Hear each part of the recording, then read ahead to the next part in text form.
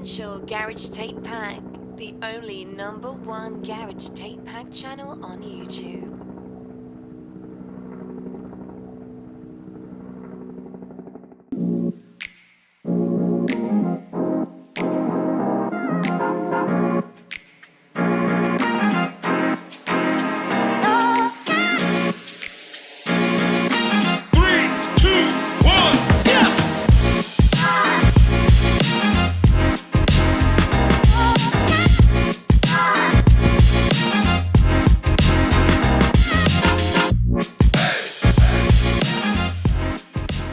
So welcome back to the Essential Garage Tape Pack podcast with myself, Shane. It's the Unspoken Word Podcast, of course.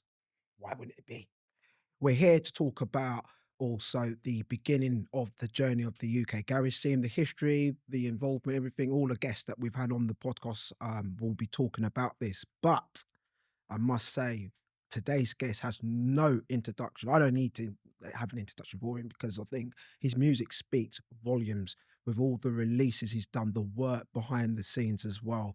One half of Baffled, Nathan Lockett. How are we doing today? I'm very well. Thank you for having me, Shane. Thank you for coming on. It's one that the community have been looking forward to. And I am really honoured to have you on the Unspoken Word podcast. Of course, Unspoken Word, so there's lots to talk about, I guess. But before we sort of dive into that, how are you getting on with yourself day to day in general? I'm very well. Yeah. Can't grumble. Yeah. Yeah. Trundling along. Yeah. As we do. Right. Let's get into it. Okay. So kind of a bit more about yourself. Sort of talk us through where you're born and sort of your siblings. Yeah. I'm a Croydon boy. I was born in Croydon. Yeah. Got one sibling, sister. Yeah. Hannah. Big up Hannah. Came up in I was born in 1968, so I came up in the 70s in Croydon. Had quite an uneventful until upbringing, really. It felt uneventful, but then looking back on it, there was quite a few music festivals involved. My parents were a little bit politically active. Okay. And so we would end up there were a lot of free festivals around that time. So musically, I was exposed to some very, I saw the Clash at a very early age at festivals. I saw, I was exposed to kind of a wide variety of music. I think when I was growing up, there weren't the stylistic constraints that there are now. You have a very open palette of what you could be into. Okay. And so we listened to a lot of different music but yeah, it wasn't particularly uneventful upbringing. No. Okay. No. So you touched on some of the obviously the Clash. What other style of music were you sort of early exposed to at that time, if you can remember? God, all sorts really. My sister was heavily into Northern Soul. She was a mod, so my early teens, I was listening to a lot of 60s stuff, a lot of 70s Northern Soul and Motown soul music. Okay. My parents were into that as well. Yeah. And then I went to a naval school. So I went to the London Nautical School, which is in Waterloo. Okay. So from the age of 11, I was commuting from Croydon to Waterloo every day. Wow. And that at that point, my group of friends widened out. So I'd know people from Broadwater Farm, and I'd know people from Guildford, and I'd know people from East, West, North, all over London. So and they bring all of those influences to you. You know, they come from a lot of different backgrounds, and it opens your eyes to other cultures and stuff. Had a very good music teacher at that school who brought us on, and it was a very it was a very open music environment there as well. We even had a lunchtime club where we used to go and listen to music with one of our teachers who was into like rockabilly music. So yeah, it was an interesting time musically. As I say, you didn't have those, like now everybody has to be into this or into that. Yeah. It wasn't the case at the time. We had a very broad musical palette. Okay. So which brings me to my next question. So how did you get into music? I didn't really get into music. Music gets into you. Yeah. It's around you all the time. You know, you take on the influences and the things that interest you stick in your mind, and the things that don't sort of ebb away, don't they? So music was always a part of it. I was always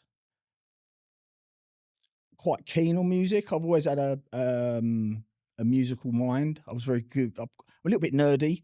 So when I heard music I liked, I would go into it and I would analyze the lyrics and I think about how they made it. And I was always fascinated with that creative process associated with that. So from a young age, I think it was my nerdiness that got me into music.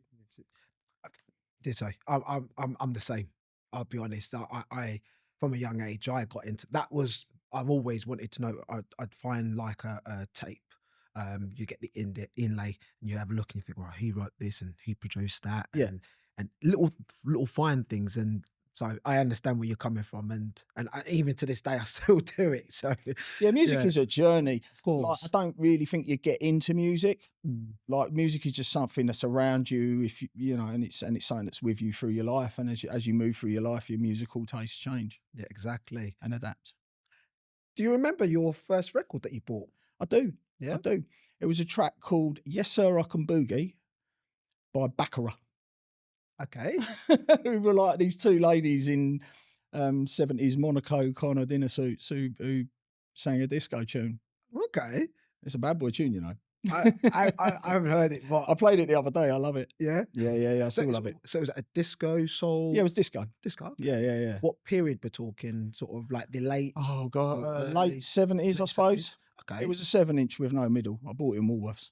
Oh, what was? Oh, now you're going back. Yeah. Did it have the sweets then back then? Yeah, what, the pick a mix? Yeah. Yeah. Oh, I love Yeah. the sweets in there. You could drag your hand through it as you went past, and maybe one would find its way into your pocket. Oh, so from transitioning from buying your first record, were you listening to any sort of mainstream or pirate radio stations at this point, at that stage? Yeah, I mean, mainstream in the 80s, I suppose, was Capital. There was one particular guy on there, Mike Allen, who used to do a Okay. Saturday night show. Okay. And the Allen's Army Frontline chart was like a big hip hop thing on a I think it was a Saturday night, and you used to listen to it and you'd hear all the latest kind of hip hop tunes. Okay. There was nowhere really to hear that stuff. Right. This was the only place to access that. And in terms of pirates, Mm. I used to listen to LWR. Okay. So you know, Jasper the Vinyl Junkie and of course Jazzy M. Yeah. Okay. So that was quite. I actually bought my first ever house record off Jazzy M No. when he worked in a shop called Spin-Offs in Fulham Palace Road. Wow. Yeah. Okay. So that was going way back. That would have been like 1987, 1986. So yeah, I bought my first record off Jazzy M. Oh. I owe him a okay. lot. You owe him a lot. Yeah. Yeah. Big up Jazzy, man. Big up Jazzy. So from buying your first record and you sort of the scene's moving, it's evolving. We're coming into the 80s, mid 80s. You mentioned 86, 87 being that time. So had you noticed anything different at this point with the sound, the music? Were you inspired by anything at this stage? The mid 80s music culture in London was driven by the club culture. Okay. So mid 80s club culture in London was there was a warehouse party scene. Okay. People were breaking into places, setting up sound systems and playing music, and you could hear anything at those places. You would go in, you'd hear a house record, you'd hear Jackie Wilson, you would hear you know, hip hop, you would hear everything. And not only that, the people that went there, you would get homeboys, you would get dreads, you would get people from all over the social spectrum would come together and rave together. So it was a very open atmosphere at that time musically and in terms of who you'd party with. Okay. And then that changed as it went into like the late 80s, because then obviously the acid house thing kicked in and it became a bit more kind of everyone would go out and ecstasy hit very big in the scene and everyone was just listening to house music, and that little bit killed off that variety in clubbing. Okay. And during this period now, sort of your late 80s, were you in education? Were you working? So I went to a naval school, Yeah. and then I went to Hammersmith College to do my A-levels, which is where I met a lot of people from like Ladbroke Grove and stuff. Mm. And that's when I got into doing warehouse parties as opposed to just going to warehouse parties. So we had a Right. little crew and we would do warehouse parties. Mhm. Yeah. What So was that experience like? sporty. We yeah. It was. I mean, maybe 50% of them would actually happen, and 50% of them would get shut down before you'd manage to actually get past the sound check. So it was fun, man. We just did it for fun. Is there any stories you could share on that one? Not really, no. Yeah, don't worry. But it was great. And it was great. And again, it was all, as I got to know people in Grove, again, you'd end up at Blues, or you'd end up at the Mud Club, or you'd end up at all these different crazy places. But then the warehouse party scene obviously morphed into that more M25 thing, and then it became a bit more, airfields out in the country. Did you go to any of those? Oh, they weren't really for me, to be honest with you. Yeah. I did go to a couple of them. Okay. I didn't really enjoy them, to be honest, because I like the more intimate events. I'm a dark, sweaty room slapping the walls kind of guy. I'm not really a big hanger in an airfield kind of person. Yeah, no, I understand that.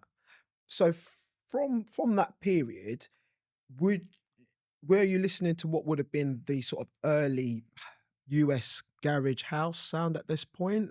Were you still listening to sort of a range of all types of music at this point? We were listening to all sorts of music. I mean, house music started to filter through around 1985, 86. As I say, the first ever house record I bought was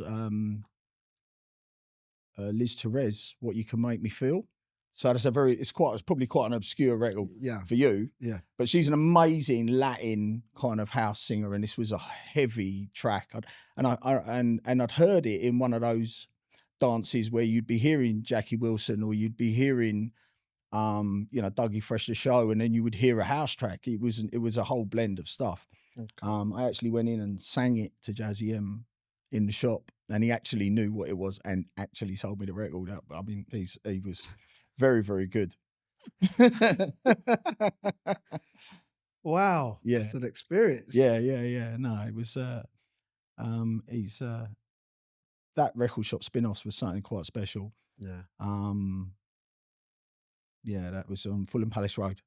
No, I don't print. It was, yeah, and then so that was one of the very early kind of it was like a soul music shop, had a studio downstairs and stuff, but that was one of those very early dance music shops. Okay.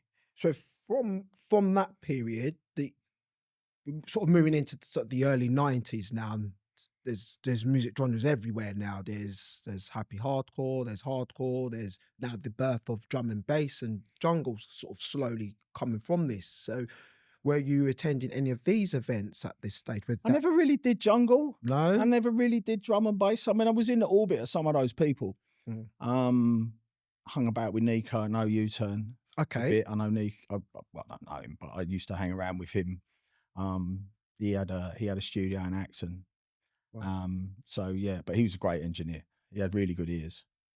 So that was one of those influences. You see someone like that creating something and owning the whole process right away from making the music through releasing the music and distributing it and stuff. And that's kind of that model, I think, was something that stuck with me. Okay. Interesting. So I'm gonna sidestep a little bit back for a minute. So whilst we've got all these different scenes going on, you've got what would be called then the Sunday scene. So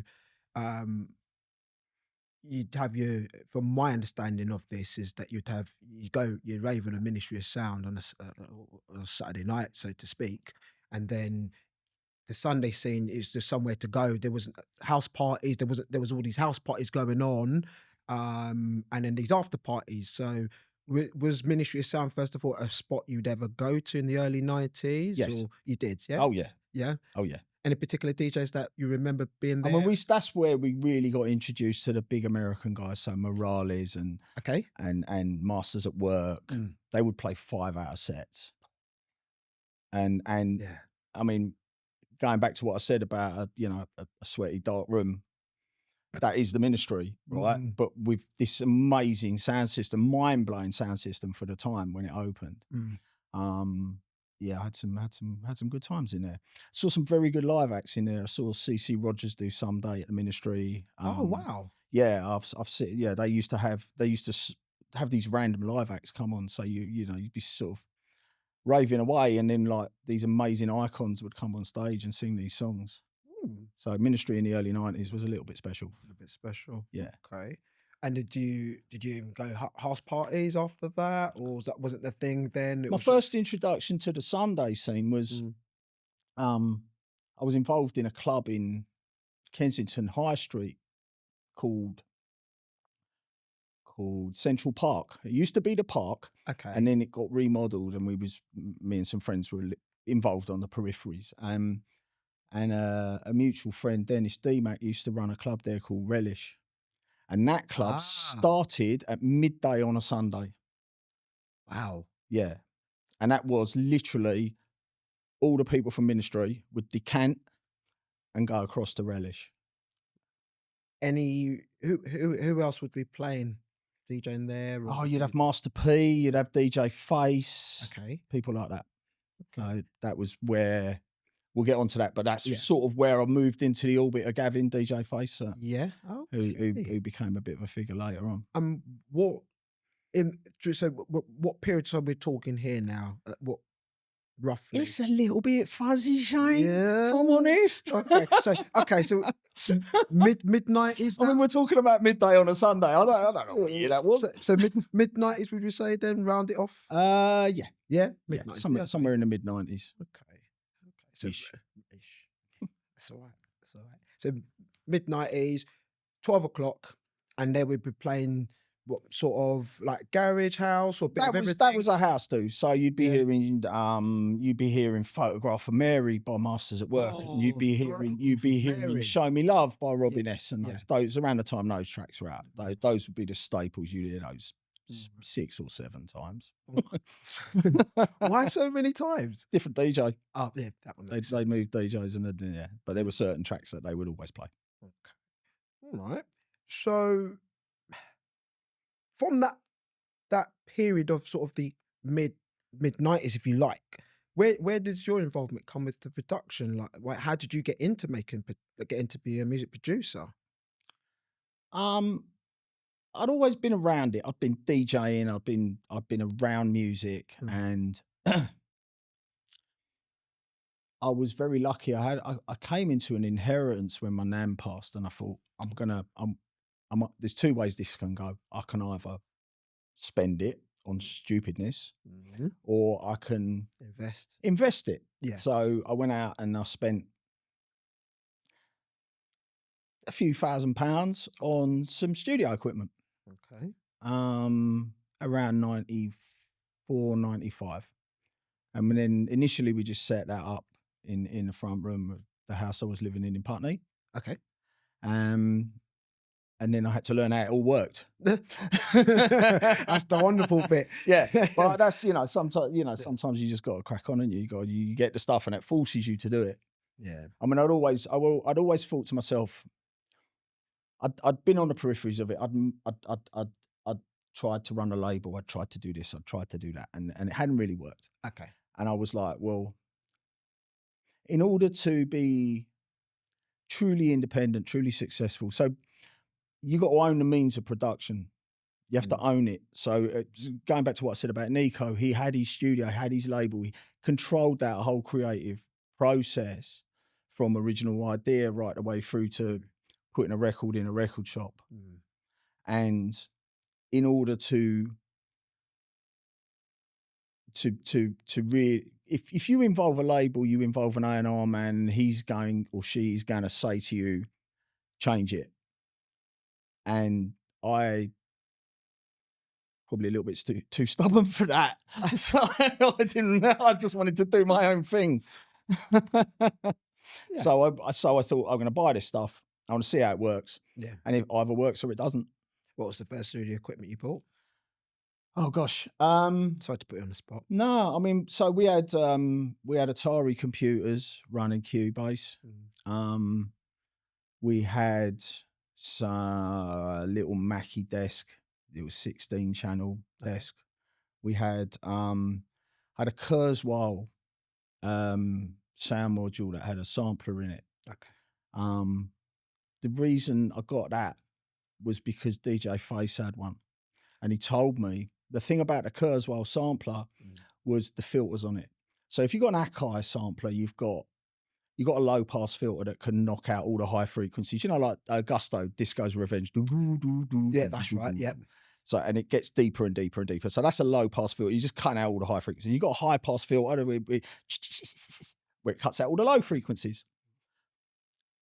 The Kurzweil had about 10 other filters that it had on it, because it was originally intended to be a piano module or a strings module, and it would synthesize these sounds really extremely well. Right. But then you can now apply that filtering to samples, and that was something that really interested me. Okay. So, you know, in terms of, I've always been interested in using, you want to take a sound, you want to mangle it, and you want to make a different sound. You want to use distortion. You want to want to use ring modulation. You want to use all of these interesting effects, but you are constrained with Akai samplers, which was what everybody had. But you had more a very open architecture in this. I don't go too deep into it, but you have a very open architecture inside the Kurzweil that was, once you got on top of it, was incredibly creative, and you could just take a sound and mangle it in 1,000 different ways. Yeah, exactly. And then it was, and technology now is nowhere near what you was probably at the time. Maybe Atari to make Atari, man. They were the best computers. They were better. Yeah. They were tighter than the Macs we have now. Because really, the thing with an Atari, it had a MIDI port on the side of it. So if you're controlling outboard modules, you control them using MIDI. Right. And the Atari, literally all it did was run Cubase and spit out MIDI. Right. When you're using a Mac, it's running into a MIDI interface. That's right. That's now controlling the equipment, and it's doing 200 other things. It's running clocks, it's running the internet, it's doing this, it's doing that. Too much going on. And it's not as tight.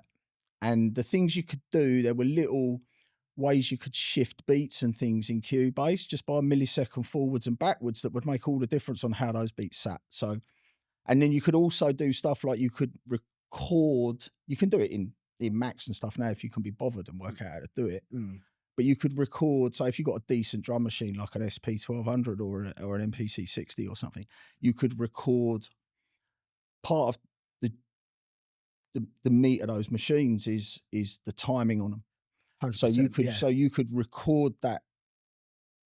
So the triplets on the SP1200 are very, very special. And the shuffle on the MPC60 is very, very special. You could record those in as MIDI templates into Cubase and then apply them to beats that were and things that were coming off of other modules. So that was it was easy and it was simple and it was basic. Okay. But the functions that it had remain were and the actual timing was fantastic on the Atari. Atari was a fantastic computer. Yeah, I have heard a few.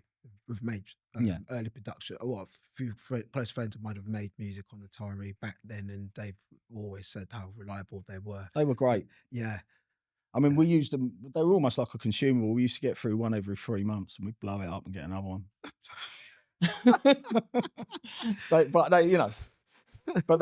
But we used to use them very hard. They were in use 24 hours a day, and they would run hot. And they were great computers. I bought a lot of outboard as well as I went on. So I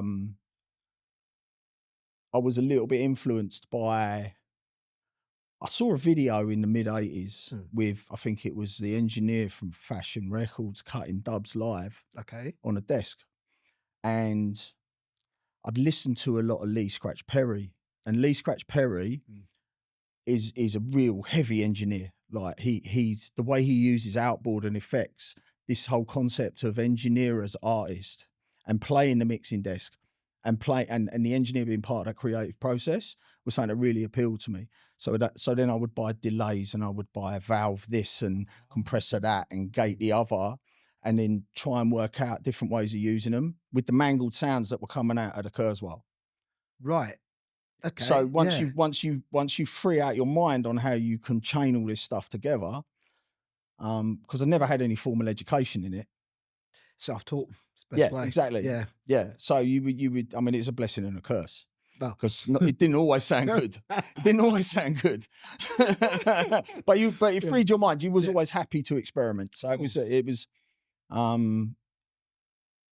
it took me a while to work out a sound, if you like.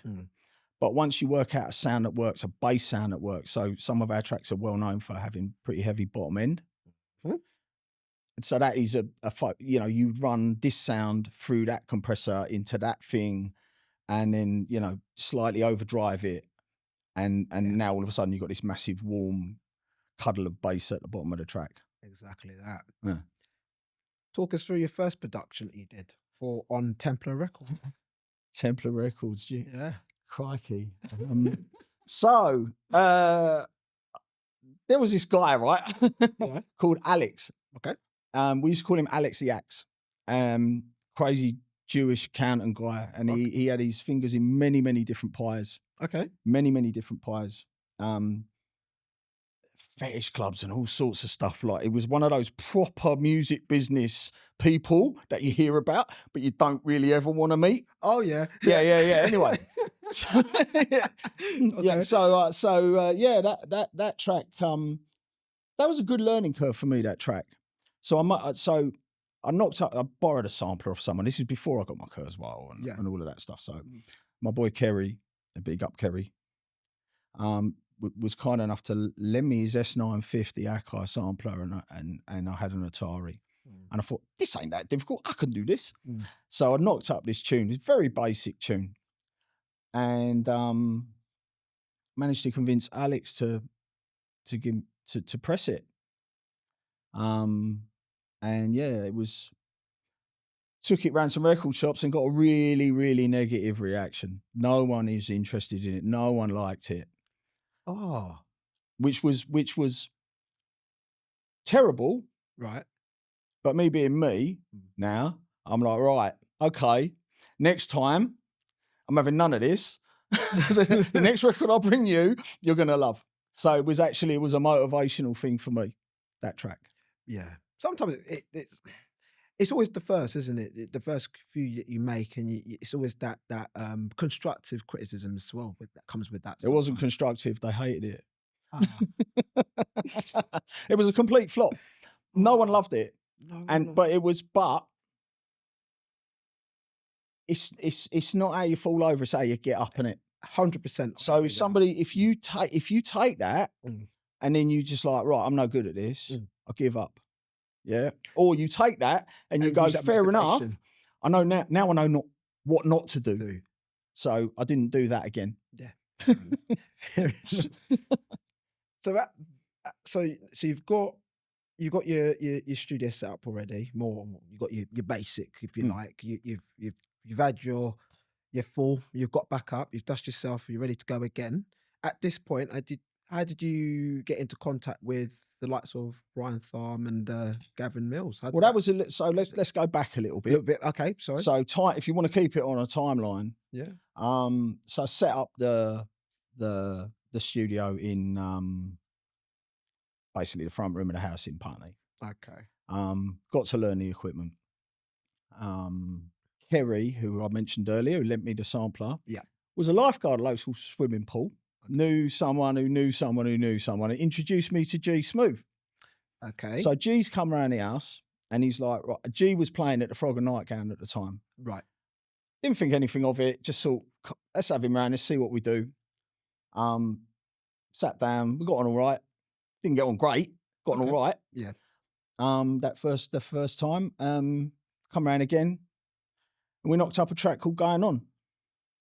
Oh, okay. So, which was Very basic. Bass line, some bleeps, a vocal hook, and a rolling beat. Very, very basic. Given my experience with the Riddler now, I was like, okay, I'm going to start editing this. That track took me 5 months to edit. I literally worked on that for 5 months, that track. Wow. Yeah. Why 5 months? Because I just wasn't happy with it. I didn't. So the skeleton of the track. Because I wanted it to be perfect. Right. I wanted to make a perfect record. I'm not saying I did, but that was a lot. I just wasn't happy. And I just worked on it and I worked on it and I worked on it and I worked on it. And so Dave Stewart from the Eurythmics has a quote: "You never finish a track, you just abandon it." Right? No one ever finishes a track. You never finish music. You abandon it and you move on. And it got to the point where I just needed to abandon it. And at that point there, we had some mutual friends from ministry that knew Face. Okay. Fee and Anna, they used to DJ as Sisters in Sound. They were great house DJs. They knew Gavin Mills, DJ Face, and they hooked us up with him, and we went up to his studio in Stanmore, and he was kind enough to mix it down for us. Okay. So I would always, with tracks like that, I would always try to get another engineer to put their ears across it, because I was so in it. I spent so long editing it. My impartiality had gone, you know, and you need someone else to put their ears across it. So we went up there, we did a session with Gavin, and Going On was made. Okay. So did you ever go to Frog and Nightgown to see the reaction of how it sound, or was it more, it was more of to be honest with you, I made the tune I wanted to make. Okay. I didn't really make it for a market. Okay. I remember G, like we put the track out on Urban Beat and didn't really think nothing of it. Didn't think it was selling, didn't think it was doing nothing. And nothing happened for a few weeks. But anyway, back then, a 12-inch had a 6-week shelf life. So it would come out, it would have a 6-week shelf life, and then the world would move on. Okay. Which is weird here being 30 years later talking about it, you know, and it's a bit more than 6 weeks. And then after a few weeks, G came to see me and he said, I think it was Ramsey and Fenn. They used to do a club in Savile Row. I can't remember what it was called. I mean, I believe they're coming on, so you can ask them about that. Yeah. And he said that Going On being played down there had been jacked up, rewound about 4 times, right? And I was like, you're talking rubbish, right? Right. And then over the next few weeks, it sort of started blowing up, and we were getting all these reactions to it. Funny enough, G's music teacher, right, from Southfields, Mr. Pinder. Okay. Remember that name? Okay. His brother was running this nightclub. Okay. In Adrenaline Village called Sun City, right? Okay. Yeah. So we went down to Sun City, and I remember I had a sort of eureka moment at Sun City where I can't remember if it was Going On or Overview. It was one or the other where they played that tune, and I was like, oh, this is where that's supposed to be, because I never made it for a market. We were just lucky to be part of this thing that was everyone was thinking the same thing at the same time. Right. So I remember being at Sun City and hearing the tunes get jacked up and be like, oh, this is what it's about. I get it now. Wow. Yeah. So I used to do all the adverts for Sun City in my studio. I don't know if you ever heard the Sun City, that's where it's supposed to be. Yeah. Yeah. So we recorded that. So I've actually got a dub plate of that somewhere. No way. Yeah. We did a whole thing with Mexican trumpet. Yeah, anyway. I've learned something new today. Yeah. No, that I didn't know. Of course, at the beginning of the tapes, or Well, Mr. Pinder was also hooked in, funnily enough, in Fulton Heath, with some people who used to be in a band called Loose Ends. So Loose Ends were from Fulton Heath. Hold on. So what loose ends we're talking here? Loose Ends. Loose ends. Slow down, you know, hanging on a string, Loose Ends. Wow. Yeah, 80s soul band, yeah? Yeah. Yeah. That's what I'm asking, yeah. I'm just they're from Fulton Heath. Oh. No, So he knew them and people that used to be in that band. So they knew how to make records. They knew the records they wanted to make, and we ended up making a bit of a track, a Sun City sort of track. right. But it turned into this like extravaganza with Mexican trumpets and stuff. Wasn't really what Sun City was about. Yeah. I mean, we enjoyed making it, but yeah, it was. So that's yeah. Oh, That was the story of Sun City. okay. So coming on to that, so we recently had Colour Girl on our podcast. She spoke very highly of you and discussed a lot of the projects you'd worked on. Is there any what are your memories from your time with working with her? So first track we did with Becky, we did it in a front room in Putney. Okay. So it was just as we got everything set up. Okay. There was a DJ that lived on Garrett Lane in Wandsworth called Dana Down, who Right. used to work in Release the Groove in Soho with Jeremy Newell. That's right. And so Jeremy and Dana came round with a keyboard player called Nick Rhodes, and we did a track called Special. Okay. And that was recorded in the front room of the house in Putney. Okay. So yeah, so that was the first. I mean, I'd known Becky for a bit. She was she'd only ever been a backing singer in bands, but she was much better than that. Yeah. And she's a great songwriter. You know, she's a very, very talented songwriter, a great singer. And yeah, so that was the first track we did with Becky. I think was Special with Dana and Jeremy in the front room in Putney. Okay. And Nick Rhodes, who actually played keys on Over You and a few other things that we did, and the Philip Bailey remix and stuff. So he was great keyboard player. So you've done the Special project. Over You, does that come in afterwards, or is that you did some other projects before that? So Over You I did going on in Putney. We did Special in Putney, and then we were like, right, this is getting a bit mad. We're getting complaints from the neighbours. Oh, yeah. This is Putney we're talking about. It's all right. yeah. It's quite a nice area. So we were lucky enough to secure a little room in industrial unit on Garrett Lane, opposite Sainsbury's in Wandsworth. Oh yeah, yep. It's only a little 10 by 10 room. We soundproofed it. We put the kit in there, and that was our studio for about the next 8 years. Okay. So that then became the epicenter of what became Baffled, and that was where we would do all our pre-production and we would do all that with. So Over You we did from that studio. Yeah. Okay. And from the building of the track, was anything you did different on that production? Were any different hardware you used, or just the same? It was the same, but obviously we're in the studio now. Okay. So we could be a bit noisier. We could work a bit later into the night. We could try new things. It was a lot more flexible on what we could do in a time and everything. Okay. But again, Over You was just very simple. We had Nick come in.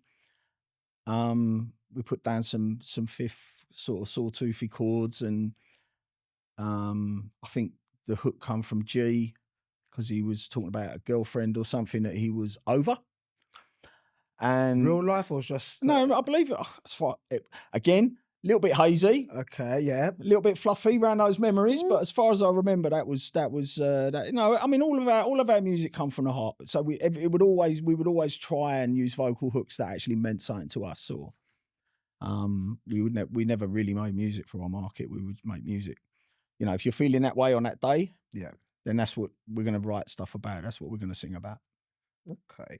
So around the time when you've got your specials, you've got Over You going on, Sunset you've mentioned now, that a lot, you know, the DJs are catching on now. The scene's changing. So we've gone now from what would be US house and garage, now sort of early UK garage sound is now creeping in. So your work's now being played in the club. So were there any DJs that you mentioned? Ramsey and Fenn, of course, supported the track. So anyone else that was really supporting your work in those periods? You thought, you know, I mean, there was Timmy and there was Mikey and Spoonie. Obviously, I don't know, I can't remember when they became the Dream Team, but but Timmy was massive. I mean, Timmy used to come down to the studio and do pre-production and stuff, so we worked on quite a bit together.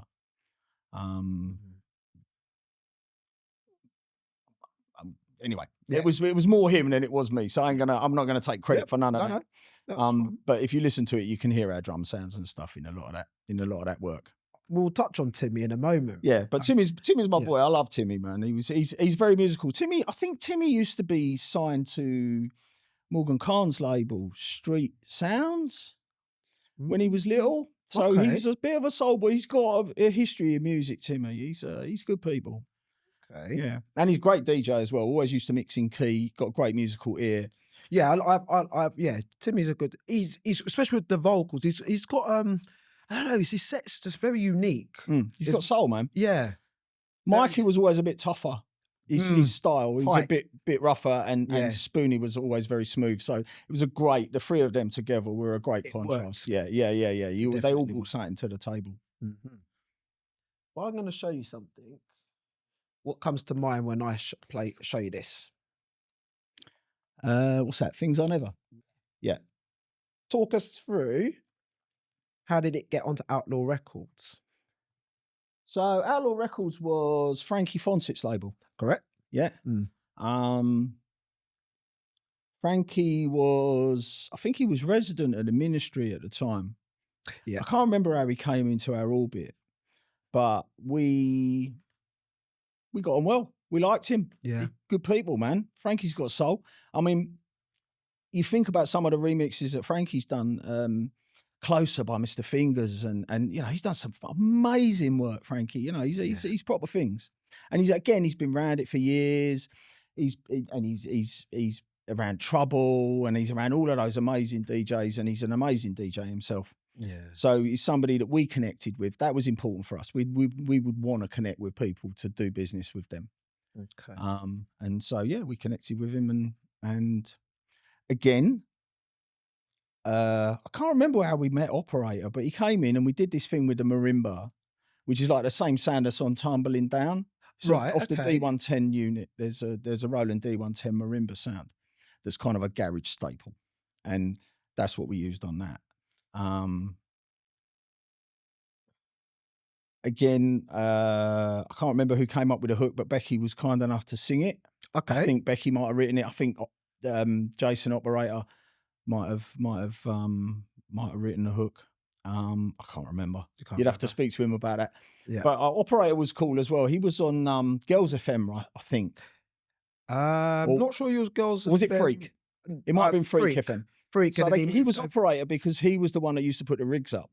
Yes, I have briefly interaction with him about that. Yeah, he used to put the rigs up. Yeah. So he was about it, and he was an interesting guy.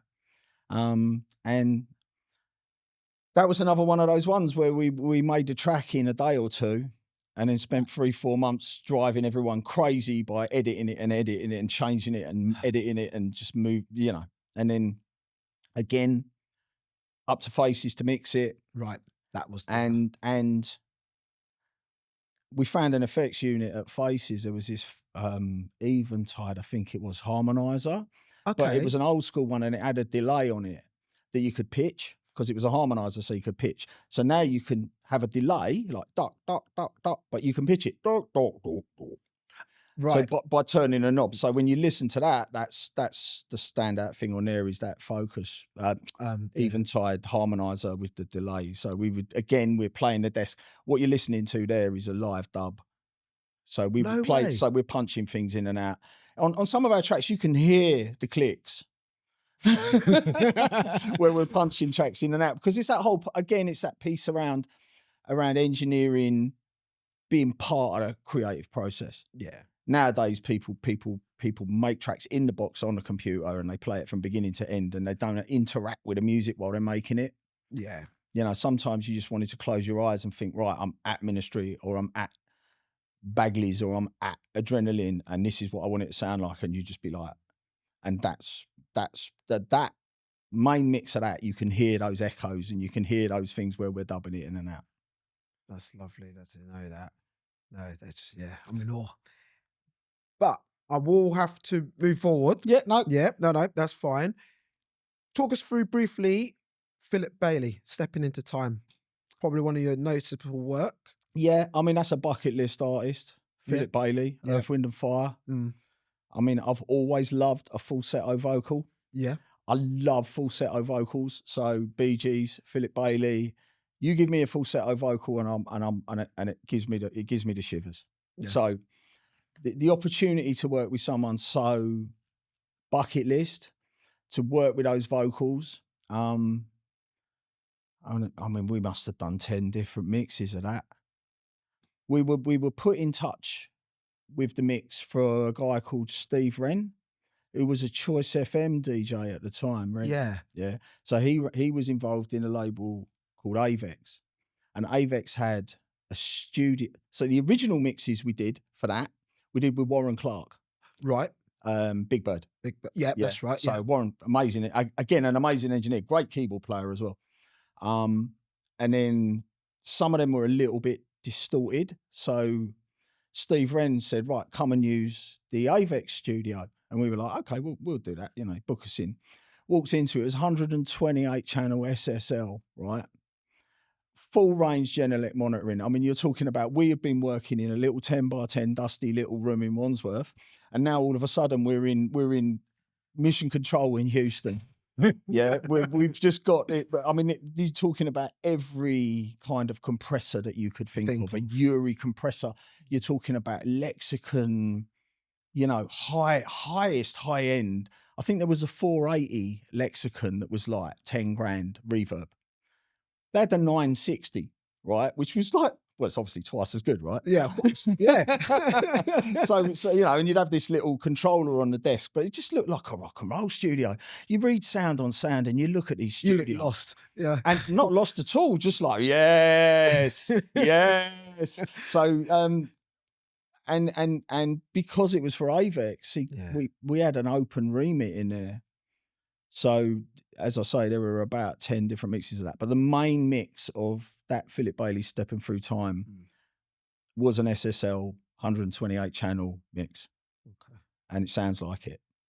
What, for me, that's how I got introduced to your work in my early journey, hearing that. So it was touching to hear that. So you can hear the heart and soul put into that production. So for me, I want to say to you, that touched a real nerve of me in terms of growing up listening to the song. I was coming similar to your background as well, coming from hip hop as well. I was listening to a lot of hip hop at the time, and it was influenced. Garage sound was influenced by some of my school friends, and that was your work with some of the very early stuff. Those string of remixes you'd hear on Kiss and all the sort of mainstream stations, the odd ones like Your Choice and so forth. And I was exposed to those mixes, so that was my introduction to your work. So I wanted to say to you, I mean, it's the blessing for me is not any kind of success. It's just knowing that people enjoy it and love the music.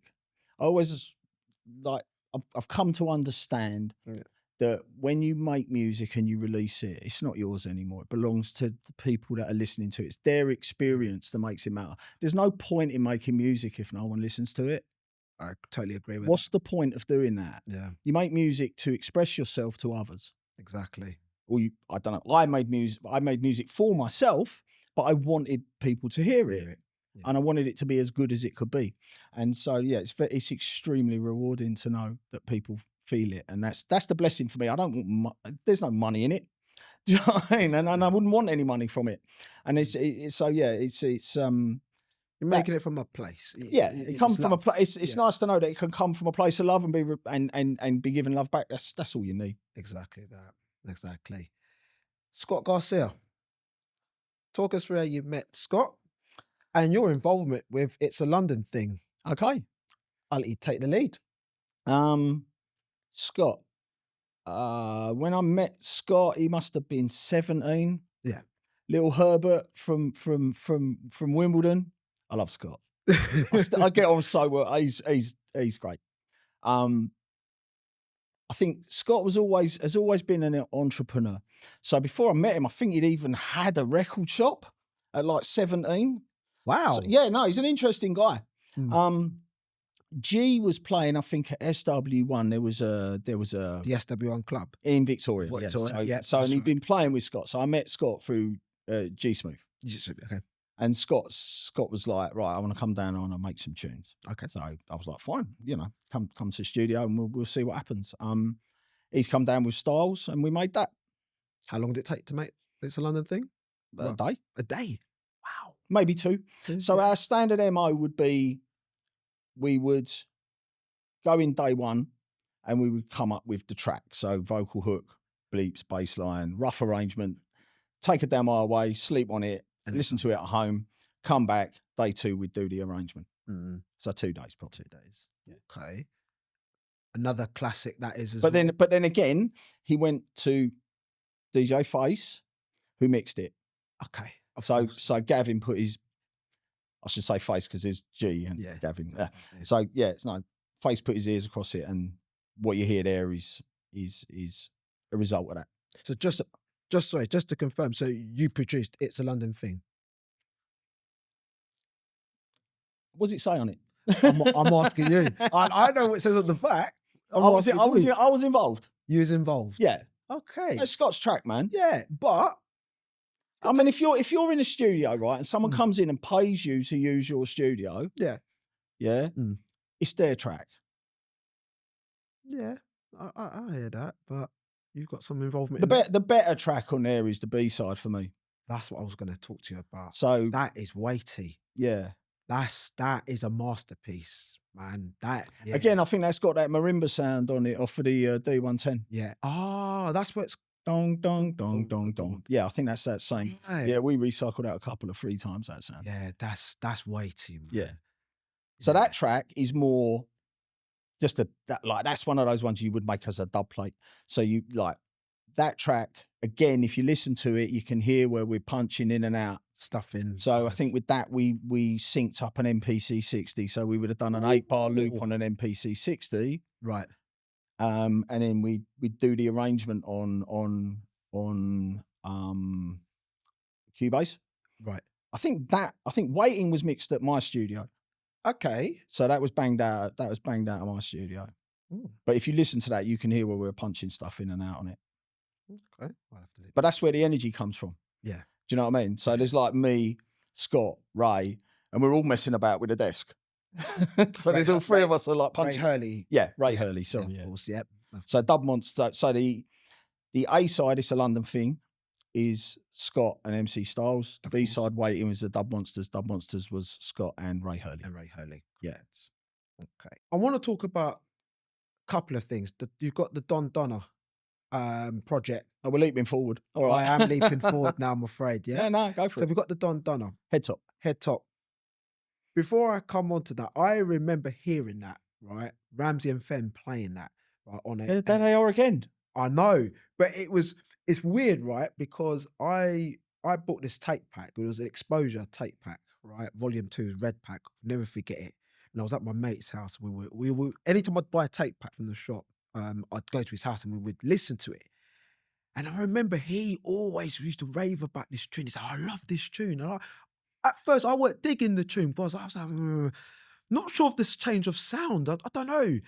And the more, because he kept talking about it, I got listening to the set was great, good as it was. And then I kept hearing it more and more. And I thought, you know what? I like this tune. It's grown on me. I like this. Never knew you was behind that.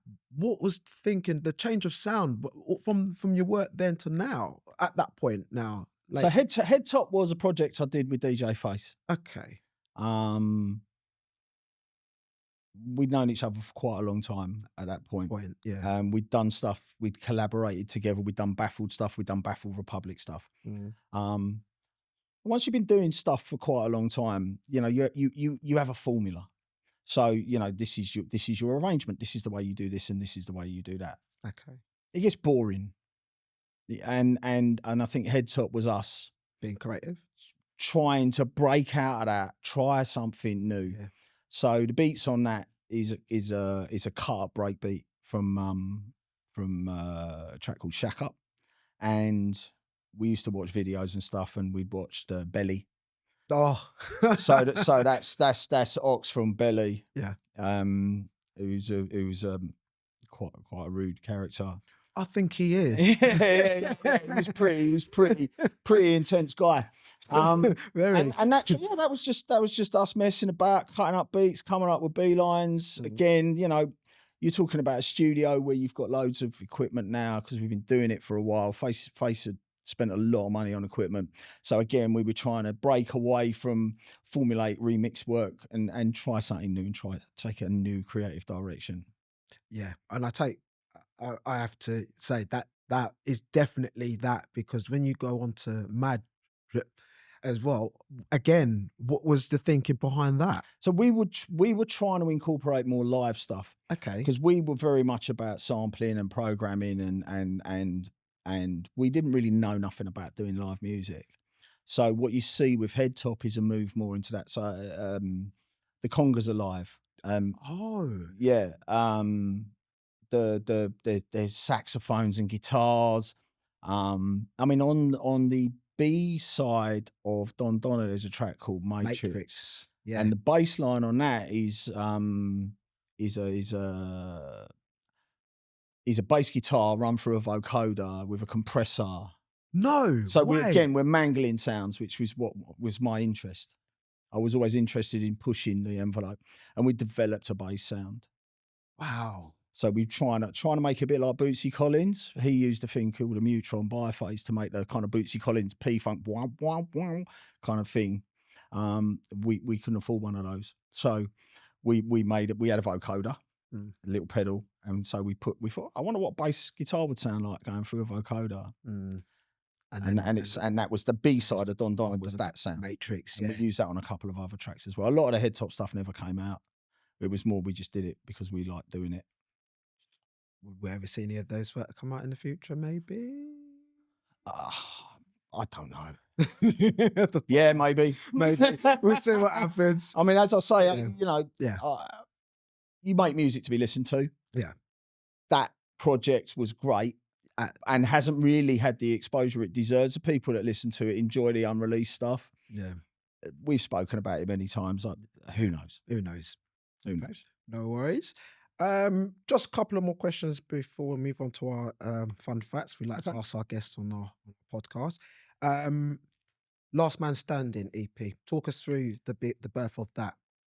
I have a reputation when it comes to going to parties. Okay. Of being the last man. They sweep me out with the rubbish. Yeah. No. I'm the last one there. I'm like, one more. So I was always the last man standing, and that was a joke. So that was where that came from. Okay. And there was also a feeling at the time that garage had kind of run its course. Yeah. And you're still there, and you're kind of the last man standing. But I've always enjoyed electro. I've always enjoyed those kind of things. Okay. And so I made that tune. How long did it take you to make that?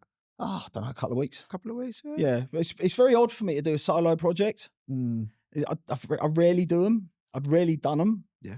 Unless you're just rinsing out a quick dub plate or something. And so that one there, it was just something again, it come from the heart. I was kind of, garage had run its course, and I was sort of feeling like I was on my, it's all kind of, last man standing. And is this a good place to be in garage? I don't really want to be that guy, So I made something new. I mean, I'd worked with the So Solid crew. I'd done stuff up to that point, and it kind of came out of that. Which I was going to come back to as well. So talk us through your journey working with So Solid, some of the early stuff. Yeah, no, I was obviously my studio was in Wandsworth, of course. So Solid from Battersea. That's right. We're all in the same kind of orbit. They came down and done a couple of studio sessions. Okay. Met Mega, met Romy, met Lisa Mafia. Of course. This was just at the start of their journey, so I wasn't involved in any of the actual stuff that made money. We did things like Oh No was done in my studio. We did some bits and bobs. So yeah. What was that like putting that together? It was like a day in the studio. We made a track called Oh No. It was just one of those things. I mean, some of the tracks you'd do days in the studio and you'd make something great, and you do days in the studio and you wouldn't. but they were very good. They knew what they wanted. Mega was in there, Romy was in there. They knew what bars they were going to spit. They kind of knew how they wanted it to sound. Yeah. You know, and I'm always interested to be with people like that. That wasn't the only Soul Solid production you worked on, did you?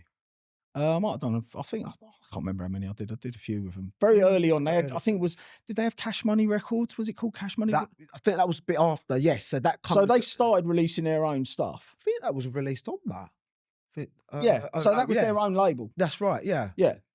Because they had Delight FM to back it up. And, yeah. But yeah, that was they own in the means of production, which I could respect and I could get behind that. I kind of got that model. And going back to what we were talking about, Nico. Yeah. You know, that's something you see that in someone and you think, right, okay, yeah, I can help you with that. Yeah. And then sort of move that. And then it blew up to be this massive monster and they you know, and they're still with it now. Fantastic stuff, man. Did you work on the Asher D project? Whoa. Don't know. Can't remember. Again, fuzzy memories of that time. Maybe I don't know. I mean, I could be wrong. I'd have to hear it. Yeah. If I listened to it, I could probably tell you if I did it or not. Okay, all right. I wouldn't want to say yes. Yeah, that's all right. Yes, no, that's right. No worries at all. Sometimes I listen to the radio and tracks come on, and you think to yourself, you know what? That sounds like I made that, and you're like, I definitely made this, and then you know, I made a lot of music. Any involvement with this project? What, with Timmy? Yeah, I think Timmy did the pre-pro for that in my studio. Yeah? Yeah. Okay. So just for the audience, that would be, we're referring to A-Marie, My Desire. Amira. Yeah. This was the double pack that had all the mixes. The Dream Team mix is nice on this, but you know, I do like the Bugs in the Attic mix on this as well. Okay. I don't have nothing to do with that. I know you wouldn't. No, I'm just saying that all the mixes are nice. But again, Timmy knew his own mind. So Timmy would come into the studio, and I think he just enjoyed working with us because we were kind of road. He was kind of, you know, we were all coming from the same place. Yeah. And he knew he could work with us, and he knew that I wouldn't mess about. And you know, sometimes as an engineer you can play an active part. Sometimes you're just a conduit for someone to get their ideas down. Yeah. But yeah, so I wouldn't want to take any creative thing away from Timmy, but that's all him. Yeah. But yeah, I'm sure that was pre-prod in my studio. So I think you'll hear some of our drum sounds and stuff on it. Okay. Just to wrap the podcast up a little bit. So how are you keeping motivated with yourself these days? I don't really do music anymore. No? I've very much got to a point where I had said everything I had to say. Yeah. I must have made 120, 150 records. You're talking about 3-4 mixes on it. It's a lot of tracks over a 10-year period. Just hundreds and hundreds of tracks. And, you know, you get to a point and you're like, nah, I'm done with that now. So, you know, I've got a beautiful wife, I've got beautiful kids, I've got a job that I enjoy, working at the best event company in London. We got my event concept people. You know, and that's what keeps me motivated. And also, just, you know, it's nice to know that people still love the music. You want to make music for people to hear, and that's enough for me. Yeah, we on the Essential Garage Tape Pack channel, the community, I've spoken very highly of your work. Even when we do sort of once a month, we may just run like a little competition or like a vote, just to say, you know, Baffled's done some great work. Vote for some of your favourite, and it's hard to pick.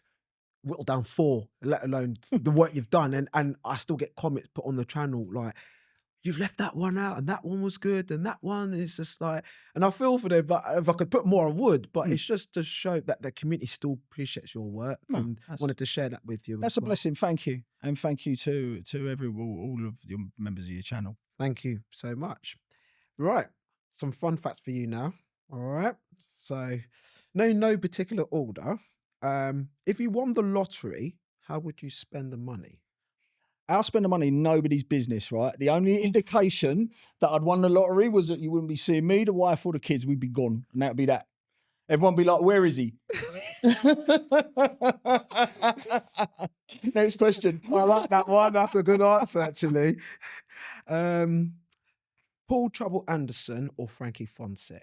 I got a lot of love for Frankie, but Trouble Yeah. is my boy. We did these tracks called Baffled Republic, right? And Trouble somehow managed to get a dat of them from Jeremy, I think it was, Jeremy Newell Release the Groove. Yeah. And Trouble had this Saturday night Kiss show, Of course. and for 3, 4, 5 weeks he played those 6 tracks as his first 6 tracks on the show, for no other reason that he'd got them and he loved them, right? The reason we was called Baffled is because we never really understood what it was all about. The reason he was called Trouble, right, was because he was troublesome, right? We got on all right. You know what I mean? There was the chemistry, yeah. We love Trouble. Trouble was the man. Bless. Rest in peace, my brother. Yeah. Well, yeah. I've been inspired. But I got a lot of love for Frankie as well. Yeah. Frankie's good people. Favorite artist of all time? It can be a producer or vocalist. In UK Garage? Anyone. So UK Garage, hands down, Steve Gurley. He's the GOAT, mate. Oh, Steve Gurley. So I'm not a big one for remixes and remixes of our stuff. The only remix that we've ever got asked what we wanted to do was Things I Never. And we specifically said we wanted Steve Gurley to do it. And it's still my favourite track of ours is his version of my tune. That remix is weighty. Love that guy's music. Spirit of the Sun. I mean, it's seminal. Yeah. Far too much talent to put in one body. Yeah, I do agree with that. Club Coliseum or Ministry of Sound? Can't really. They're not the same thing. Of course, they're not the same thing. That's like saying, do you want water or do you want tequila? Do you know what I mean? I know what I'd go with. Well, someday, yeah, but first thing in the morning, you want a glass of water, innit? Of course, you know. So they're different things. Apples and oranges, mate. Like Ministry is this. Coliseum was that. You've got to pick one, though. Do you know what? Coliseum. I was thinking about this the other day. So, okay. I used to go Coliseum. I don't think it was twice as nice. It was whatever was there before. And the main room was Hard House. And the back room was House and Garage. And we went down there with Dana and Jeremy. And I heard Ricky Morrison play Lude shouting out, right? Okay. I don't know if you know the tune. Oh, yeah. Masters at Work. And it had just come out. So it's Mood to Swing and Louis Vega. That's right. That's where the Lude thing comes from. Yeah, that's right. No word of a lie, Ricky must have played it 6 times. Yeah. And I was just like, what is this? What is this? And where has this come from? And I was thinking like, well, what are your memories? You know what I mean? And I think that Coliseum, Ricky Morrison playing Lude. Okay. All right. Okay. One more though. Name me 3 of your favourite house and garage production, but it can't be one of yours. Well, Lude. Okay. Obviously. Yep. Pressure by the Sounds of Blackness. Mm-hmm. Okay. Yeah. And in garage, Woman Trouble by Robbie Craig. Why that one? Because I love Robbie Craig's voice. Yeah. He's one of those people I've always wanted to work with. He's one of those tracks that I'd wish I'd made. I was jealous of hearing. And the guy's fantastic. He's a fantastic singer. Highly underrated. Yeah. The ladies love Robbie, man. What can you say? He's again, the GOAT. Yeah, I agree with that. I love him. Agree with Homegrown talent, from London, singing from the heart. Oh. Woman Trouble, Robbie Craig.